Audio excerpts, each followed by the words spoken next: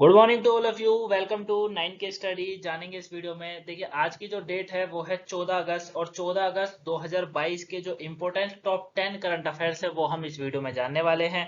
और ये आपकी सभी परीक्षाओं के लिए महत्वपूर्ण है। ठीक है, चाहे आप किसी भी परीक्षा यानी किसी भी कॉम्पिटेटिव एग्जाम की तैयारी कर रहे हो, चाहे वो एसएससी हो, बैंकिंग हो, रेलवे हो, पुलिस हो, Delhi police, UP police, Haryana police, या फिर एसएससी सीजीएल हो, या फिर आप यूपीएससी या पीसीएस की भी तैयारी कर रहे हैं, तो भी यहाँ से जो टॉप 10 हम करंट अफेयर करते हैं वो मोस्ट इंपोर्टेंट होती है, क्योंकि हर क्वेश्चन को मैं आपको पूरा डिटेल से समझाता हूँ, जो कि आपके एग्जाम के लिए इंपॉर्टेंट बन जाता है। ठीक है, तो चलिए स्टार्ट करते हैं करंट अफेयर आज की। जानते हैं सबसे पहला क्वेश्चन।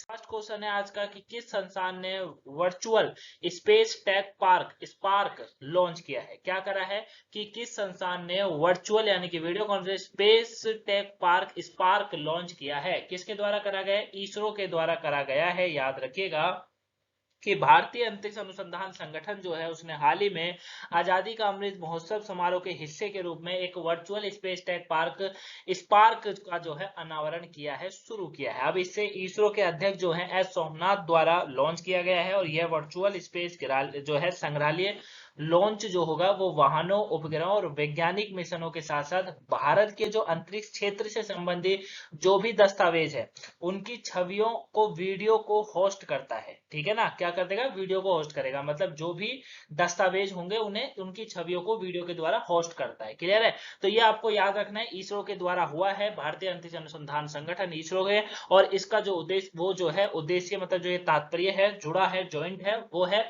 आजादी का अमृत महोत्सव। ठीक है, तो याद रखिएगा। और हर घर तिरंगा अभियान को भी जो है उससे जरूर जुड़िएगा। अपने घर पर अगर अभी तक आपने तिरंगा नहीं लगाया हो तो उसको जरूर लगाइएगा। ठीक है, और एक तिरंगा लगाइए। वैसे तो बहुत घरों में देखने को मिल रहा है तीन तीन चार चार लगाए जा रहे हैं। एक तिरंगा लगाइए, उसकी अच्छे से इज्जत करिएगा। ये नहीं है कि एक अभियान चलाया गया तो हम उसमें सहयोग दे रहे हैं बस सरकार का, नहीं, उसको बिल्कुल उसका अच्छे से ध्यान रखिएगा। ठीक है, और कोशिश करिएगा कि कभी झुके नहीं, कभी फटे नहीं। फटेगा कपड़े का फट जाएगा, लेकिन उसके बाद भी उसकी इज्जत जरूर करिएगा। ठीक है, मैं महत्वपूर्ण होता ही है। चाहे आप 3 झंडे लगाओ, 4 झंडे लगाओ, लेकिन इज्जत उसी तरीके से करिएगा जैसे करने की होती है। ठीक है ना, तो ये चीज है। चलिए स्टार्ट करते हैं। तो हर घर तिरंगा अभियान से जरूर जुड़िए। नेक्स्ट की बात करते हैं। अटल पेंशन योजना के नियमों में हालिया परिवर्तन के अनुसार लाभार्थियों को किस ऋण को बाहर रखा गया है? तो देखिए अभी जो है, जो अटल पेंशन योजना होती है उसमें लाभार्थियों को एक ऋण से बाहर रखा गया है, जो कि है आयकर दाता। क्या है? आयकर दाता। ठीक है, आयकर दाता से बाहर रख दिया है। देखिए सरकार ने अटल पेंशन योजना के नियमों में बदलाव किया है, जिसमें 1 अक्टूबर 2022 से बताया जा रहा है प्रभावी प्रभावी किया जाएगा, मतलब चालू करा जाएगा। वित्त मंत्रालय की एक अधिसूचना के अनुसार बताया जा रहा है कि कोई भी नागरिक जो आयकर दाता है या रहा है वह इस पेंशन योजना में शामिल होने के लिए पात्र नहीं होगा। मतलब आयकर दाता टैक्स भरता हो, मान लो टैक्स देता हो, तो वो इसके योजना के तो फिर लागू ही नहीं है ना। सरकार ये थोड़ी कहती है टैक्स देने वाले को भी योजना दो, नहीं। तो जो भी होगा वो नहीं होगा, वो शामिल नहीं होगा, या वो भरता भी होगा पहले तो भी वो शामिल इसमें नहीं हो सकता अटल पेंशन योजना में। ठीक है, याद रहेगा। चलिए नेक्स्ट की बात करते हैं। हाल ही में खबरों में रहा है निपम निपम जो है वो किस क्षेत्र से संबंधित है? निपम का मतलब जो होता है वो होता है राष्ट्रीय बौद्धिक संपदा जागरूकता मिशन, यानी कि national intellectual property awareness mission. ठीक है, जिसे निपम कहा जाता है। ये बौद्धिक संपदा है। ठीक है, यानी कि इंटेलेक्चुअल प्रॉपर्टी होती है, आईपी जिसको कहा जाता है। इसमें जागरूकता फैलाने और बुनियादी प्रशिक्षण प्रदान करने का एक कार्यक्रम है ये। और इस कार्यक्रम ने 15 अगस्त 2022 की समय सीमा से पहले ही 31 जुलाई 2022 को 10 लाख छात्रों को प्रशिक्षण प्रदान करने और अपने लक्ष्य को पूरा कर लिया है। ठीक है ना, तो ये आपको याद रखना है, इंपॉर्टेंट है काफी। ठीक, पूरी फुल फॉर्म याद रखिएगा। National intellectual property awareness mission, इसके तहत जो है बौद्धिक संपदा जागरूकता फैलाती है, जो कि आईपी है। आईपी मतलब इंटेलेक्चुअल प्रॉपर्टी, वो प्रशिक्षण प्रदान कराने का एक कार्यक्रम है, जो कि 15 अगस्त तक का इनका टारगेट था, लेकिन इन्होंने 31 जुलाई तक वो टारगेट पूरा कर लिया। 10 लाख बच्चों को जो है इसमें प्रशिक्षण करना था, लेकिन इन्होंने ट्रेन उसको कर दिया है। ठीक है, तो ये आपको याद रखना है। नेक्स्ट की बात करें। नेक्स्ट है मार्च 2023 में, कहा जा रहा है कि मार्च 2023 में होगा महिला आईपीएल का पहला संस्करण। किसका? महिला आईपीएल का पहला संस्करण। काफी रोचक क्वेश्चन है। क्या है मामला, समझते हैं इसको। देखिए महिलाओं की इंडियन प्रीमियर लीग, अब तक आपने पुरुष की सुनी है, आईपीएल सुना है ना पुरुषों का।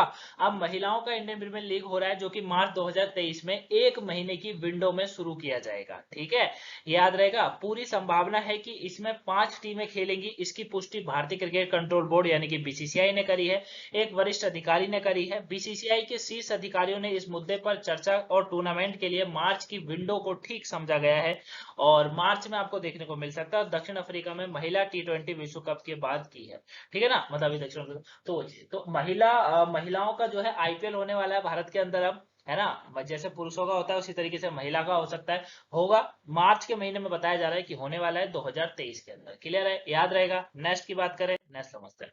प्रधानमंत्री मोदी सहित 3 लोगों के नेतृत्व में बनी विश्व की शांति आयोग। क्या है मामला, इसको जानते हैं। देखिए, मैक्सिकन राष्ट्रपति है एड्रेस मैनुअल। कौन है? एड्रेस मैनुअल लोपेज और ओबेडोर चाहते हैं कि वैश्विक शांति के लिए एक आयोग का गठन किया जाए जिसमें पीएम मोदी भी शामिल होंगे। इसके लिए वह संयुक्त राष्ट्र को एक लिखित प्रस्ताव पेश करने की योजना बना रहे हैं।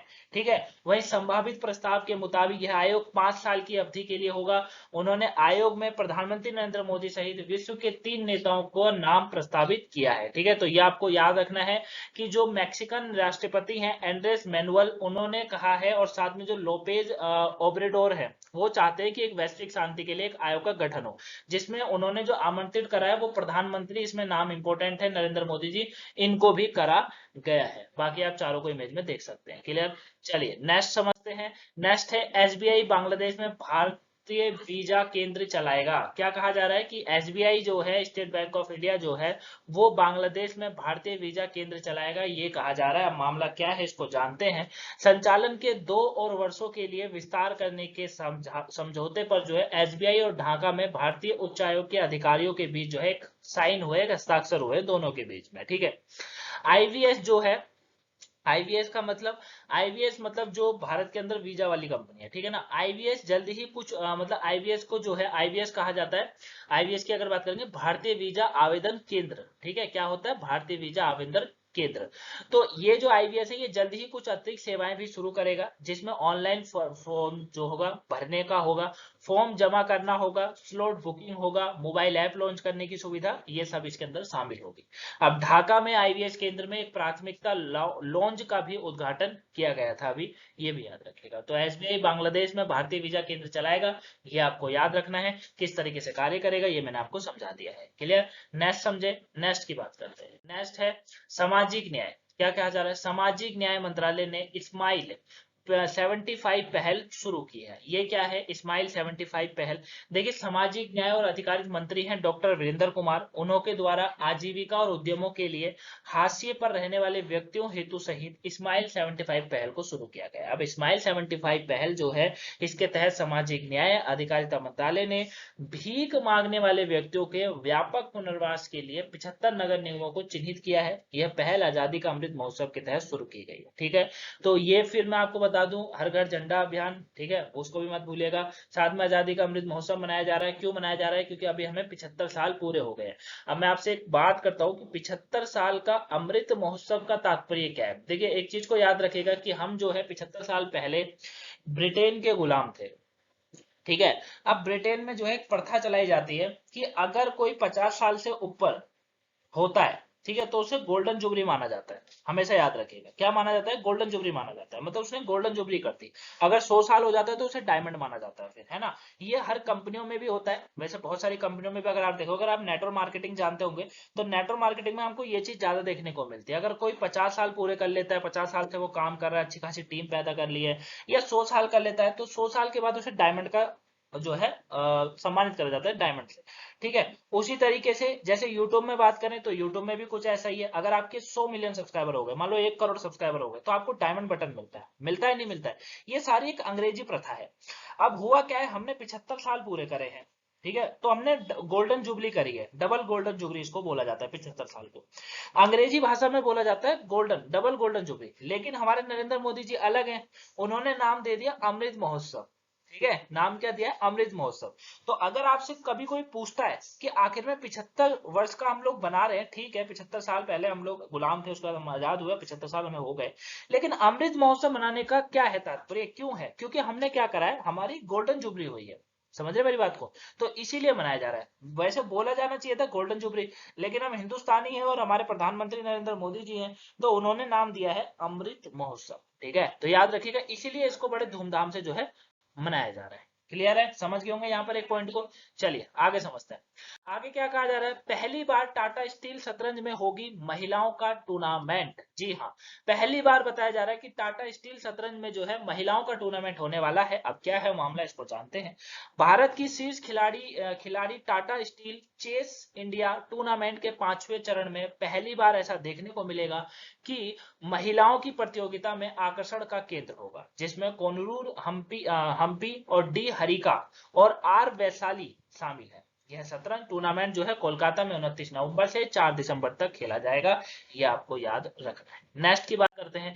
नेक्स्ट है खेलो इंडिया महिला हॉकी लीग अंडर 16 नई दिल्ली में आयोजित होगा। क्या है मामला, देखिए, पहला खेलो इंडिया महिला हॉकी लीग अंडर 16 है, जो इस महीने के 16 से 23 अगस्त तक के बीच में नई दिल्ली के जो मेजर ध्यानचंद स्टेडियम है वहां पर खेला जाएगा।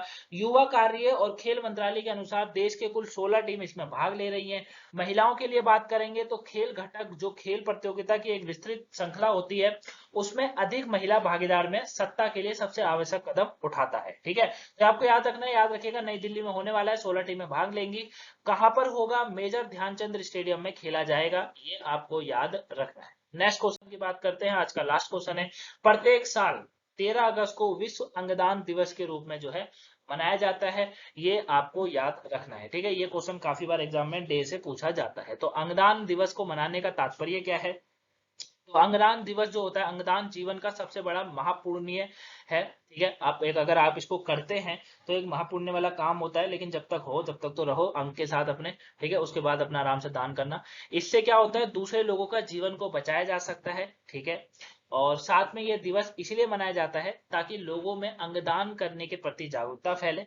डॉक्टर जिस व्यक्ति को ब्रेन डेड घोषित कर देते हैं उनका अंगदान किया जा सकता है। याद रखिएगा, जिनको ब्रेन डेड घोषित कर दिया जाता है, यानी कि एक मान लीजिए वो उसकी मृत्यु हो गई है किसी व्यक्ति की, तो वो क्या कर सकता है, अगर उसने कह रखा हो या उसने फॉर्म आता है वो अगर भर रखा हो कि हाँ मैं अपना अंग को दान करूंगा, तो वो उसका दान करा जा सकता है। ठीक है ना, अब यह व्यक्ति किसी भी उम्र का हो सकता है, ये याद रखिएगा, और जन्म से लेकर 65 साल तक के व्यक्ति के अंगों को डोनेट किया जा सकता है। बहुत इंपॉर्टेंट पॉइंट है ये। ठीक है, आपका क्वेश्चन भी होता होगा दिमाग में कि कितने साल तक का जो है लोग इसको दान कर सकते हैं, तो 65 साल तक की उम्र का जो है दान किया जा सकता है। ठीक है, साथ में डायबिटीज, कैंसर, जिसको दिल का रोग होता है, हृदय रोग, या HIV मरीज का भी अंगदान किया जा सकता है, लेकिन डॉक्टर से पहले सलाह लेनी जरूरी होती है, उसके बाद होता है। ठीक है, तो ये आज के टॉप 10 करंट अफेयर के जो है टॉपिक थे। आई होप आप इन्हें अच्छे से समझ गए होंगे। अगर आपको वीडियो पसंद आई, वीडियो को लाइक करिएगा, चैनल पर नए सब्सक्राइब, वीडियो को शेयर करिएगा। और अगर आपको अदर जो है कोई टॉपिक समझना होता है तो हमारा जो पुराना चैनल है जीके फैक्ट्स करंट वाला, उसको भी सब्सक्राइब कर लेना। ठीक है, और वहां पर आने वाली सभी वीडियो को वॉच कर लीजिएगा, इंपॉर्टेंट होती है। मिलेंगे नेक्स्ट वीडियो में, तब तक के लिए thank you for watching guys, have a nice day, thanks for watching.